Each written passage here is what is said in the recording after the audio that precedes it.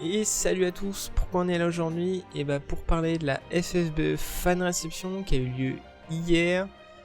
C'était une petite soirée autour du jeu avec 36 personnes invitées, on va dire des vrais invités, certains youtubeurs et autres, et d'autres joueurs tirés au sort, dont j'ai eu la chance de faire partie, avec plusieurs autres personnes que je connais du Discord, Shishim, Nalix, Kaya.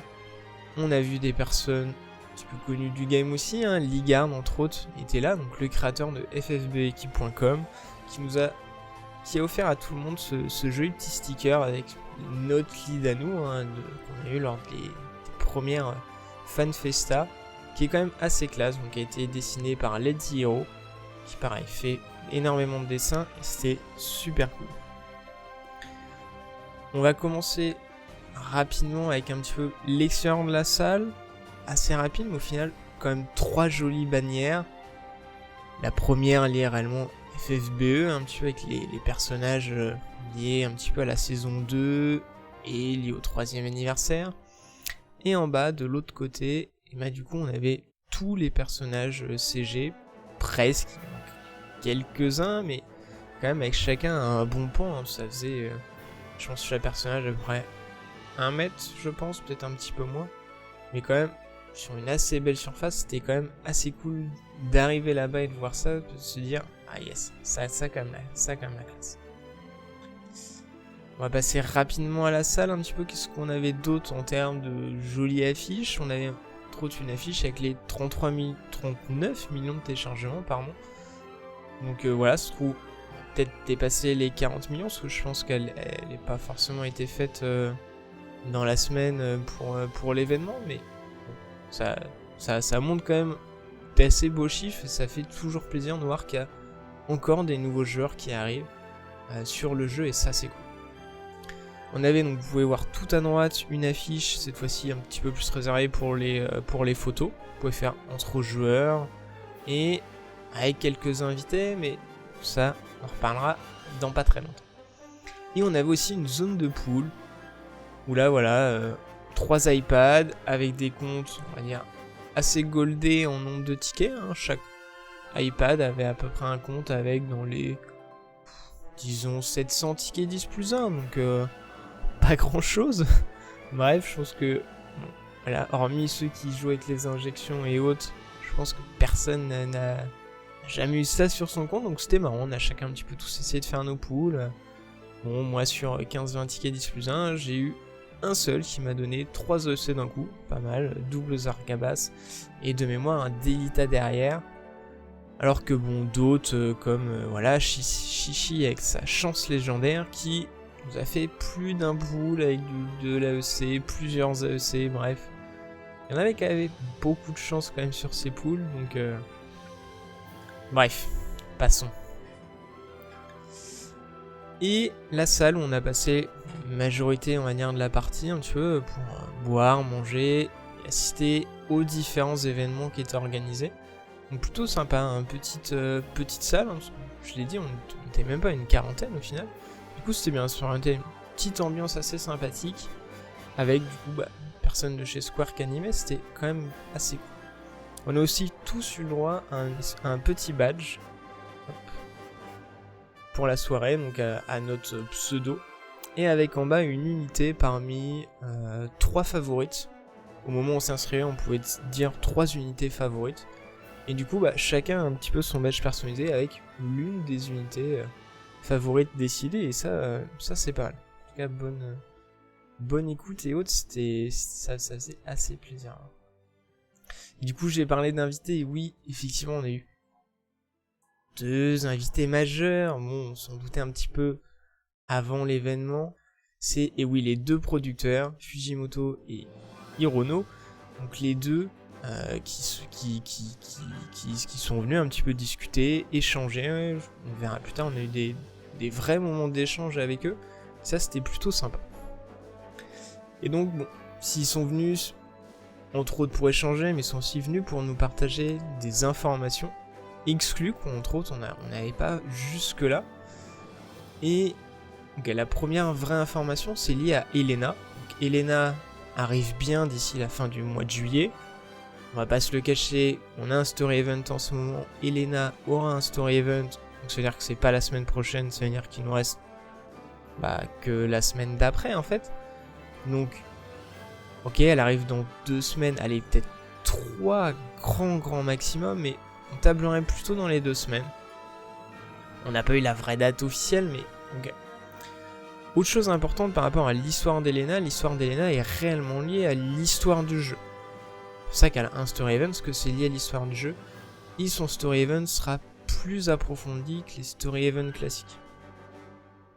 À voir qu'est-ce que ça veut dire réellement, mais il semblerait qu'ok, on ait en tout cas une histoire pour l'instant exclusive à la globale, qui soit réellement imbriquée dans l'histoire du jeu à 200%. Et on sait qu'Elena, entre autres, n'arrivera pas seule sur sa bannière. Il y aura une autre unité exclusive à la globale. On n'a pas la rareté, mais vu qu'il n'y a rien qui est annoncé, ça laisserait supposer sûrement une 4 étoiles native pour accompagner Elena sur sa bannière. Donc plutôt pas mal.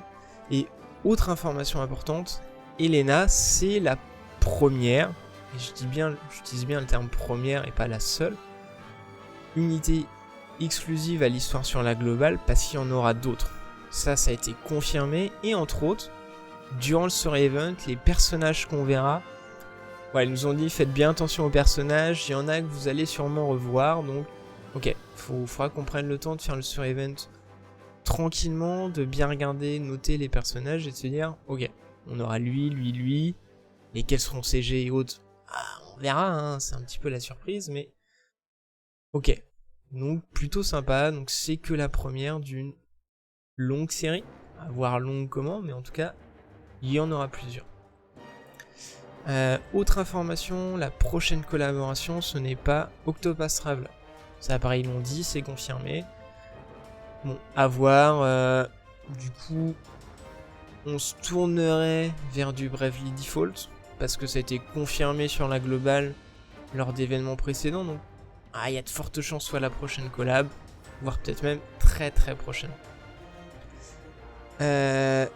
Et autre information, ils ont confirmé que d'ici la fin de l'année, il y aura une collaboration liée à War of the Visions, le FFBE 2, qui n'est pas du tout dans le même mode, etc., mais qui est lié à FFBE quand même.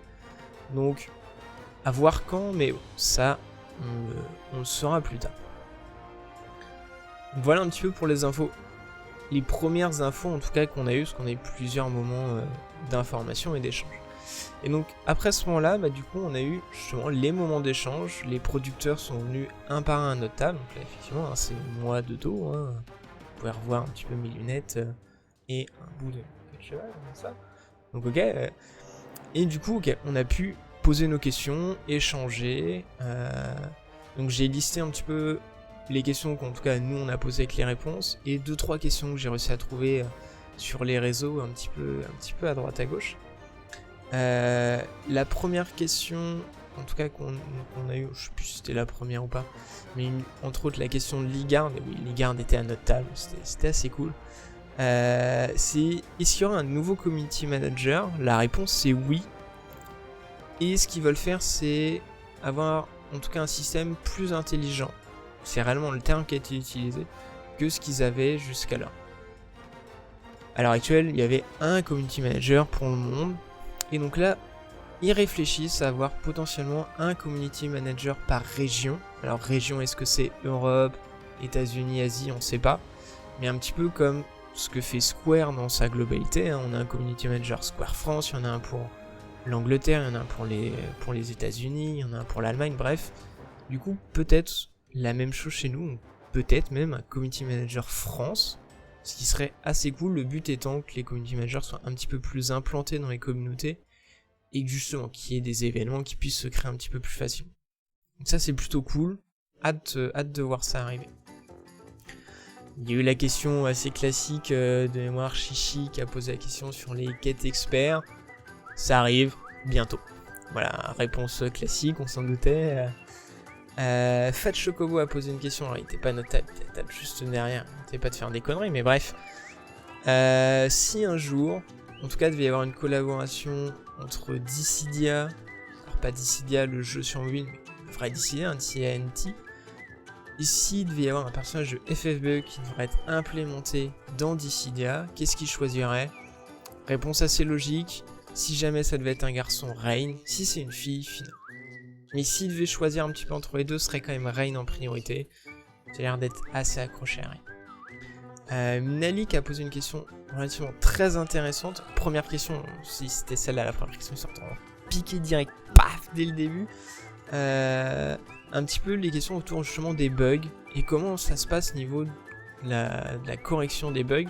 Ils disent qu'à chaque fois qu'ils détectent un bug, ça remonte jusqu'aux équipes japonaises, aux équipes d'Alim, qui analysent le bug, vérifient, potentiellement le fixent, ils l'envoient à leur service qualité, qui vérifie la correction, etc. Ils en informent Square, qui valide, qui vérifie aussi.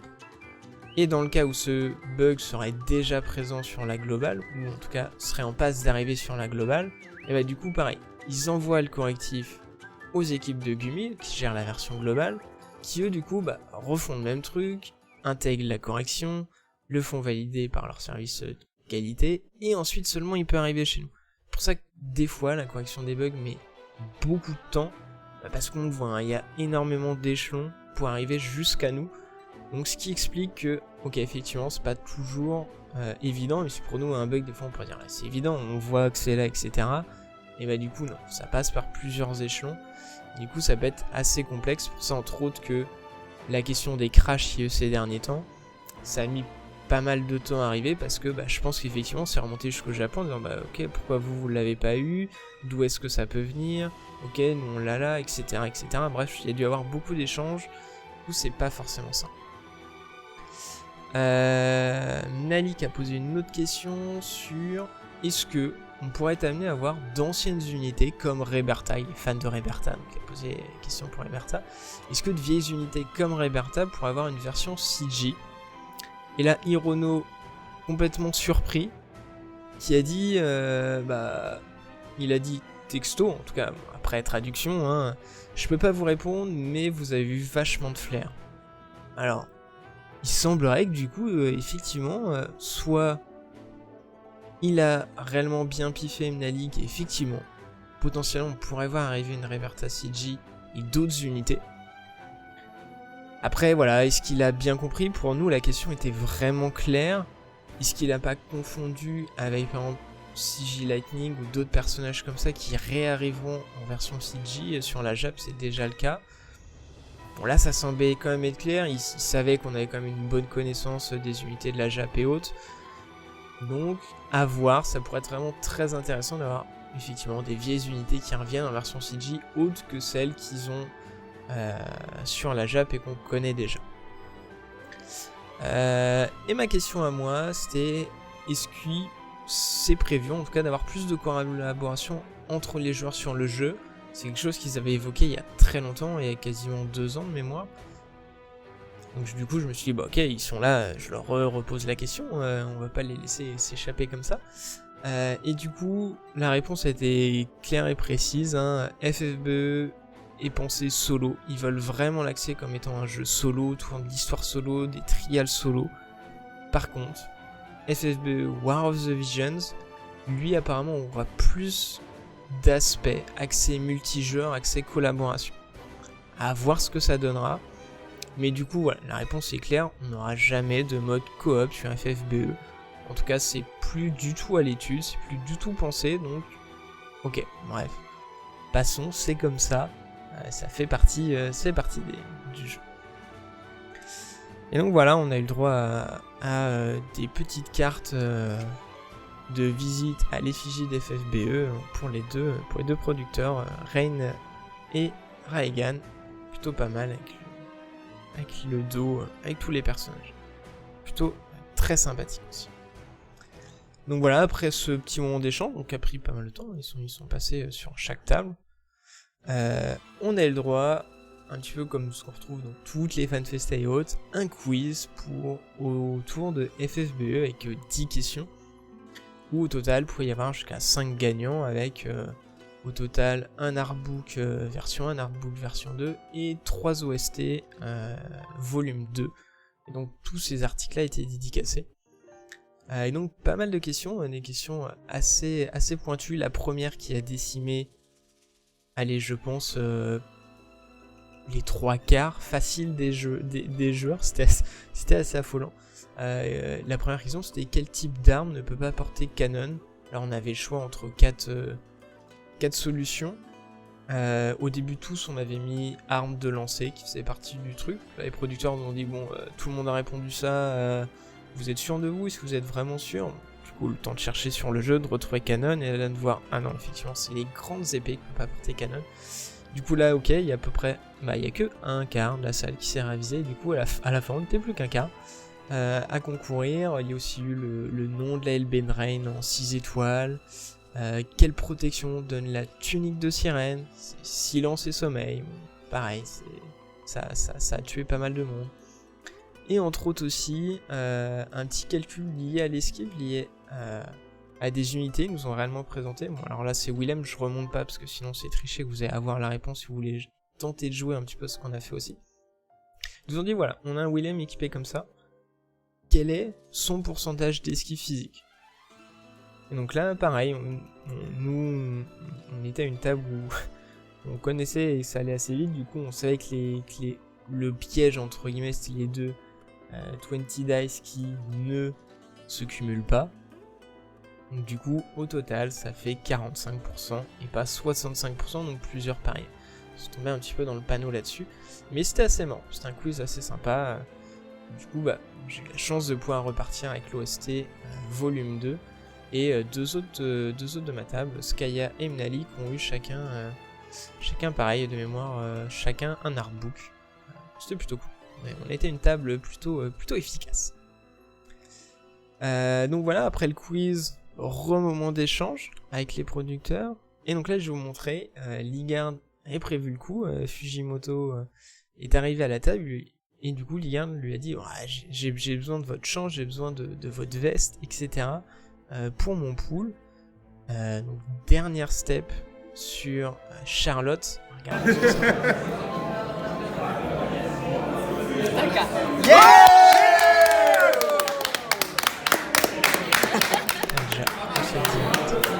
C'est fou, il l'a vraiment... Allez, là, Charlotte!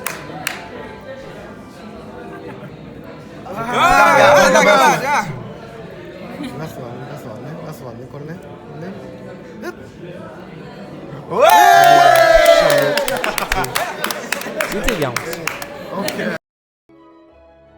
Donc voilà, c'était plutôt marrant, c'était un petit moment convivial, etc. avec eux, donc c'était plutôt sympa. Donc voilà. Autre information qu'on a eue durant ces moments d'échange, c'est lié à War of the Visions. Vu qu'on a posé des questions dessus, du coup on a eu la chance de voir, en tout cas, alors c'était pas Fujimoto, c'est Hirono qui est revenu à ce moment-là, qui nous a montré le jeu. Effectivement, il avait le jeu dans sa version au final ou presque sur son téléphone. Et du coup, nous a montré une vidéo de combat. Alors, on n'a pas pu filmer, prendre de vidéos. Hein. Ligard a tenté, il s'est fait choper. Et Renault lui a fait une tête. Non, t'effaces. Non, ça par contre, ça sort pas. Donc, bon, c'était marrant, mais le jeu a l'air hyper fluide. Il a l'air relativement beau. La 3D a l'air d'être vraiment bien pensée.